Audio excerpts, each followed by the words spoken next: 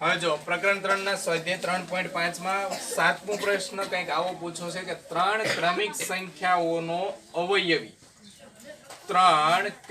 સંખ્યાઓનો અવયવી હંમેશા 6 થી વિભાજ્ય છે એવું આપણે અમુક ઉદાહરણના આધારે સાબિત કરવાનું છે. હવે અવયવી એટલે શું એ તો ખબર બધાને.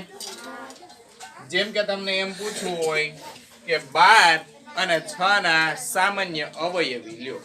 12 અને 6 ના સામાન્ય અવયવી.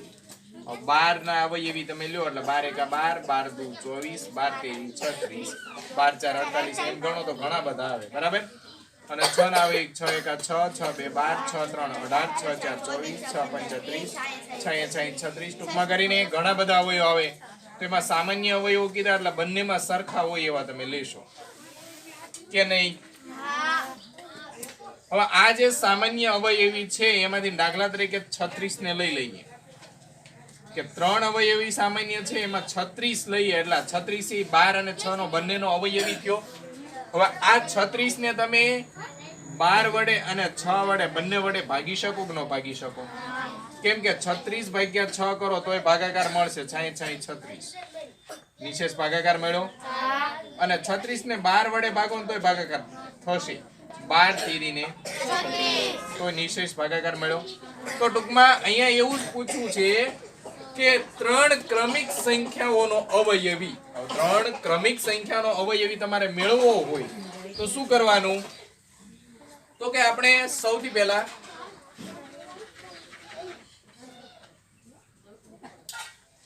ત્રણ ક્રમિક સંખ્યાઓ લઈએ.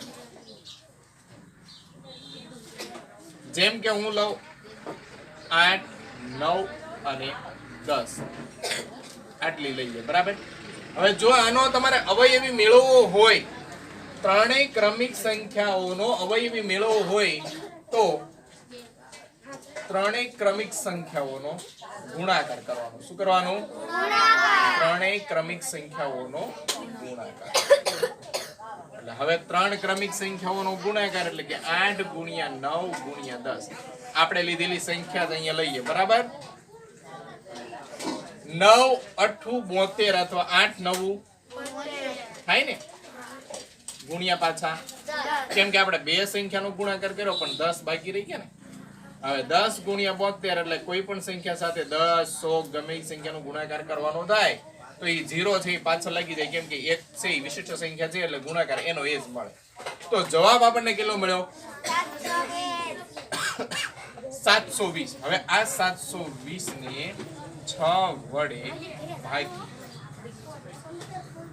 એટલે કે 720 ભાગ્યા 6 એકા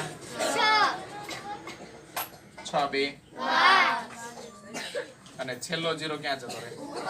તો નિશેષ ભાગાકાર મળ્યો કે ન મળ્યો? 720 ભાગ્યા 6 બરાબર 120. તો નિશેષ ભાગાકાર મળ્યો એટલે કે 6 વડે વિભાજ્ય સંખ્યા થઈ કે ના થઈ? બીજી એક ક્રમિક સંખ્યા લઈએ.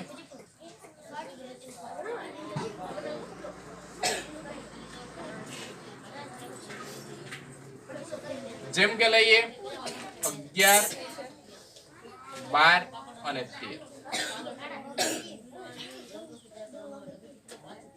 આ ત્રણેય સંખ્યાનો ગુણાકાર કરવો પડશે. ત્રણેય સંખ્યાઓનો ગુણાકાર 11 × 12 11 × 12 અથવા 12 × 11 કરો તોય ચાલે. મોટી સંખ્યા ઉપર હોય તો એ રીતે ગુણાકાર કરીએ તો વધારે સારું. 2, 3, 132 મળે. એના ગુણ્યા કેટલા કરવાના? 0, 2, 3, 1, 3, 2, 6, 3, 3, 9 અને 3, 1, 3, 1, 9, 10 ને 11 ને બધી 1, 2, 3, 4, 5, 6, 7 કેટલા મળ્યા? 1716. 1716 ભાગ્ય કેટલા કરવાના? 6. કેમ કે આપણે 6 વડે ભાગાકાર કરવાનો છે ને એટલે 1716 ભાગ્યા 6. 6 3 તો 18 થઈ જાય એટલે 6 2 ને 5 વચ્ચે 1 ઉતારો. 6 8 48. રેડી? 3 વચ્ચે 6 નીચે ઉતારો. 6 જો નિશેષ ભાગાકાર મળ્યો કે ન મળ્યો? એટલે કે આપેલી સંખ્યાને આપણે 6 વડે ભાગી શક્યા કે ન ભાગી શક્યા? એટલે એ ભાગાકાર અહીંયા લખીએ 286. તો સમજાય કે ન સમજાય કે કોઈ પણ 3 ક્રમિક સંખ્યાઓના અવયવીને એટલે કે જે સંખ્યા તમારે લેવાની કીધી છે 3 સંખ્યાના ગુણાકારને તમે 6 થી નિશેષ ભાગી શકશો એટલે કે 6 વડે વિભાજ્ય છે. અહીંયા 720 પણ 6 વડે વિભાજ્ય થયા, અહીંયા 1716 પણ 6 વડે વિભાજ્ય થાય છે. સમજાય કે ન સમજાય? આવડે કે ના આવડે? રેડી? પછી હું 3 સંખ્યા તમને આપું, તમારે એ પ્રમાણે આવી રીતે ભાગાકાર કરવાનો છે કે નિશેષ ભાગાકાર મેળવવાનો છે અથવા 6 થી વિભાજ્ય કરવાની છે. તો વિભાજ્ય કરતા આવડશે કે નહીં આવડે?